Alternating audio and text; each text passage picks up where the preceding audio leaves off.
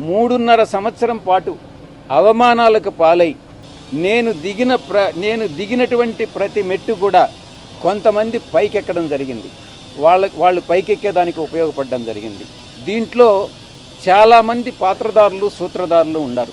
వైఎస్ఆర్సీపీ నుంచి రాజీనామా చేసిన తర్వాత కూడా విజయసాయిరెడ్డి ఆ పార్టీ గురించి కానీ జగన్మోహన్ రెడ్డి గారి గురించి కానీ ఒక్క మాట కూడా అనలా. వాళ్ళ మధ్య విభేదాలు వచ్చినాయా లేదా అనే విషయాలు కూడా ఏమి చెప్పాలా. ఇవాళ ఆ మాటలని చెప్పాడు. సందర్భం ఏంటంటే కాకినాడ పోర్టుకు సంబంధించి ఒక కేసు ఉన్నది సిఐడిలో. కాకినాడ పోర్టుని బలవంతంగా అరబిందో వాళ్ళు లాగేసుకున్నారు. అరబిందో ఎవరిది అంటే విజయసాయిరెడ్డి గారు అల్లుడు గారిది. అయితే పేరుకి అరబిందోయే కానీ యాక్చువల్గా వెనకుంది జగన్మోహన్ రెడ్డే అని అప్పట్లోనే కాకినాడ పోర్టు ఓనర్ కేవీ రావు సిఐడికి ఇచ్చిన ఫిర్యాదులో అన్నాడు. ఆ కేసులో విజయసాయిరెడ్డి ఎక్యూజ్ నెంబర్ 2. అందువల్ల సిఐడి వాళ్ళు అతను పిలిచారు ఇంట్రాగేషన్కి. సిఐడి వాళ్ళు కలిసి బయటకు వచ్చిన తర్వాత విజయసాయిరెడ్డి ప్రెస్తో మాట్లాడాడు. ఈ మాటల సందర్భంగా గతంలో చెప్పని చాలా విషయాల్ని విజయసాయిరెడ్డి బయటకు చెప్పాడు. అందులో ఫస్ట్ పాయింట్ ఏమిటంటే ఈ కాకినాడ పోర్టు వ్యవహారం విజయసాయిరెడ్డికి సంబంధించింది. ఎందుకంటే అతను అల్లుడు ఉన్నాడు ఇందులో, అల్లుడు కంపెనీ కొన్నది కాబట్టి ఇతనికి సంబంధం ఉండి ఉంటుంది అనేది ఎవరైనా అనుకునే విషయం. అయితే ఇప్పుడు విజయసాయిరెడ్డి ఏమంటాడంటే నన్ను ఊరికినే A2 కింద పెట్టారు ఈ కేసులో. గతంలో జగన్మోహన్ రెడ్డి కేసుల్లో నన్ను A2 కింద పెట్టారు, ఇప్పుడు కాకినాడ పోర్టు కేసులో కూడా నన్ను A2 కింద పెట్టారు. అంతకి తప్ప నిజానికి నేను చేసిందేమీ లేదు. A2 అనే పదవిని నాకు స్టాండర్డైజ్ చేశారు అని అన్నాడు. ఇక జగన్మోహన్ రెడ్డి గారి ప్రమేయం ఉందా అంటే నాకు తెలిసినంతవరకు ఈ మొత్తం వ్యవహారాన్ని డీల్ చేసింది అంటే కేవీ రావుకి శరత్చంద్రారెడ్డికి మధ్య విక్రాంత్ రెడ్డే అని నేను సిఐడి వరకు చెప్పాను అని విజయసాయిరెడ్డి ప్రెస్ మీట్లో చెప్పాడు. ఇవి చాలా ఆసక్తికరమైన విషయాలు.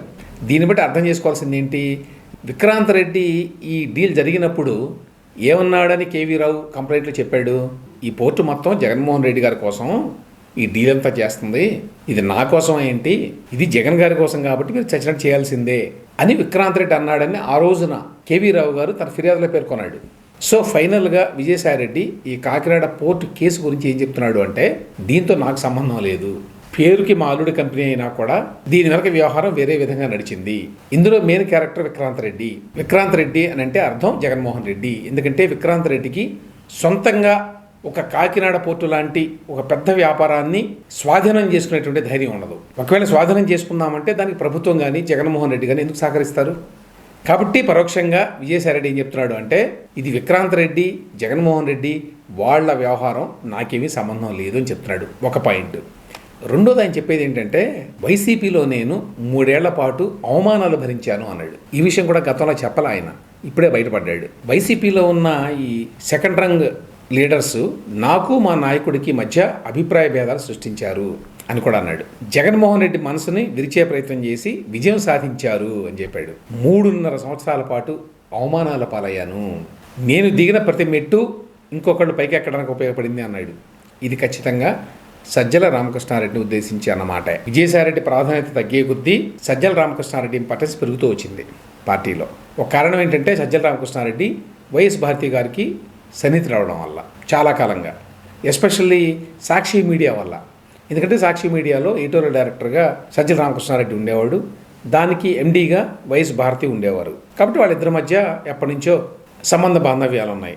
ఆ రకంగా సజ్జల గారి మీద భారతి గారికి నమ్మకం ఎక్కువ కాబట్టి విజయసాయిరెడ్డిని జగన్మోహన్ రెడ్డి గారికి దూరం చేశారు అనేటువంటి రూమర్ ఉంది. ఇక తనకి జగన్మోహన్ రెడ్డికి మధ్య అభిప్రాయ భేదాలను క్రియేట్ చేసి దూరం పెంచడం వెనక చాలామంది పాత్రధారులు, సూత్రధారులు ఉన్నారు అని కూడా చెప్పాడు ఆయన. ఇంకొక పాయింట్ ఏమంటాడంటే జగన్మోహన్ రెడ్డి చుట్టూ ఒక కోటరే ఉంది, ఒక భజన బృందం ఉంది, వాళ్ళే నిర్ణయిస్తారు ఎవరు జగన్మోహన్ రెడ్డి గారిని కలవాలి, కలవకూడదు అని.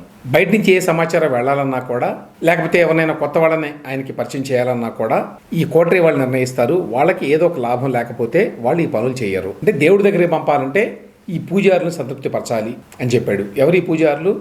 సజ్జల అండ్ కో అని అనుకోవాలి. ఈ సందర్భంగా విజయసాయిరెడ్డి ఏమన్నాడంటే నాయకుడు అనేవాడు చెప్పుడు మాటలు నమ్మకూడదు, దీనివల్ల అతని పార్టీ అందరూ నష్టపోతారు, ఈ కోటరే వల్లనే నేను జగన్కి దూరం అయ్యాను అని స్పష్టంగా చెప్పాడు. జగన్కే నేరుగా చెప్పాను, నేను మీ మనసులో స్థానం లేనప్పుడు, మీరు నాకు ప్రాధాన్యత ఇవ్వనప్పుడు ఈ పార్టీలో కొనసాగాల్సిన అవసరం లేదు నాకు, అందుకే వెళ్ళిపోతున్నాను, మీరు చుట్టూ ఉన్న వాళ్ళ మాటలు విని తప్పుదోవ పడుతున్నారు అని కూడా ఆయనకి చెప్పాను. అని ప్రెస్లో ఓపెన్గానే విజయసాయిరెడ్డి ఇవాళ చెప్పాడు. దీన్ని బట్టి అర్థం చేసుకోవాల్సింది ఏంటంటే, ఫస్ట్ పాయింట్, విజయసాయిరెడ్డికి చాలా కాలంగా వైసీపీలో ప్రాధాన్యత లేదు, లేక తగ్గిపోయింది గణనీయంగా. రెండవది, ఆయన బయటికి వెళ్ళడానికి ప్రధాన కారణం జగన్మోహన్ రెడ్డి విజయసాయిరెడ్డికి ప్రాధాన్యత ఇవ్వకపోవడమే పార్టీలో, కారణాలు ఏమైనప్పటికీ. మూడవది, జగన్మోహన్ రెడ్డి ఏమాత్రం ఇంపార్టెన్స్ ఇవ్వకపోయినా, వైసీపీలో ఏమాత్రం ప్రాధాన్యత లేకపోయినా, కేసులు వచ్చినప్పుడు మాత్రం ప్రతి విజయసాయిరెడ్డి మీదే వస్తోంది. కాకినాడ పోర్టు కేసులో కూడా ఈయన అక్యూజ్ నెంబర్ 2. అంటే ఈయన ఏమని ఫీల్ అవుతున్నాడంటే, పార్టీలో నాకు ప్రాధాన్యత లేదు, జగన్మోహన్ రెడ్డి గారు నన్ను నమ్మడు, కానీ కేసులు వచ్చినప్పుడు మాత్రం బయట వాళ్ళు నన్ను ఏటుగా పెడుతున్నారు ప్రధానికి. సో ఆ ఉద్దేశంతోనే ఇతను బయటకు వచ్చాడు అనేది ఇప్పుడు మనం అర్థం చేసుకోవాల్సిన విషయం. వేరే రాజకీయ పార్టీలో చేరే ఉద్దేశం ఇప్పటి వరకు లేదు అని కూడా చెప్పాడు. ఇప్పటి వరకు లేదు, అది గమనించాల్సిన విషయం. ముందు ముందు ఉండొచ్చు. మోస్ట్ ప్రాబబ్లీ విజయసాయిరెడ్డి బీజేపీలో చేరతాడు అనేటువంటి రూమర్లు చాలా బలంగా ఉన్నాయి. ఆయన కన్సిస్టెంట్గా బీజేపీ నాయకత్వంతో మంచి సంబంధాలు నెరపుతున్నాడు. మన మధ్య కూడా ఉపరాష్ట్రపతి ధన్ఖడ్ వస్తే ఈయన ఎంపీ కాకపోయినా ఒక ప్రైవేట్ వ్యక్తి అయినా కూడా వెళ్ళి ఆయన విమానం నుంచి దిగుతుంటే స్వాగతం పలికాడు. ఆ రకంగా బీజేపీ నాయకత్వంతో ఇప్పటికీ మంచి సంబంధాలని ఈయన కొనసాగిస్తున్నాడు. కాబట్టి త్వరలో బీజేపీలో చేరతాడు అనేది ఒక బలమైన రూమర్. మొత్తం మీద ఏమిటంటే, జగన్మోహన్ రెడ్డి ప్రభుత్వంలో జరిగిన దందాలు, లేక జగన్ వ్యక్తిగతంగా చేసిన దందాలు ఏవైతే ఉన్నాయో 5 ఏళ్లలో, వాటిల్లో విజయసాయిరెడ్డికి పాత్ర లేదు, ఇతను దూరంగా పెట్టారు, వాళ్ళకి కావాల్సినవన్నీ వాళ్ళు చేసుకున్నారు అని బయట చూసే వాళ్ళకి, లోకానికి మాత్రం వీటన్నిటిలో విజయసాయిరెడ్డికి కూడా భాగస్వామ్యం ఉంది అనే అభిప్రాయం కలిగింది. సో మొత్తంగా నాకు వైసీపీలో ఉండటం వల్ల నష్టమే తప్ప లాభం లేదు అని చెప్పి ఒక కంక్లూజన్కి వచ్చి అప్పుడే విజయసాయిరెడ్డి బయటకు వచ్చాడు అని అర్థమవుతుంది ఆయన మాటలను బట్టి వాళ్ళ.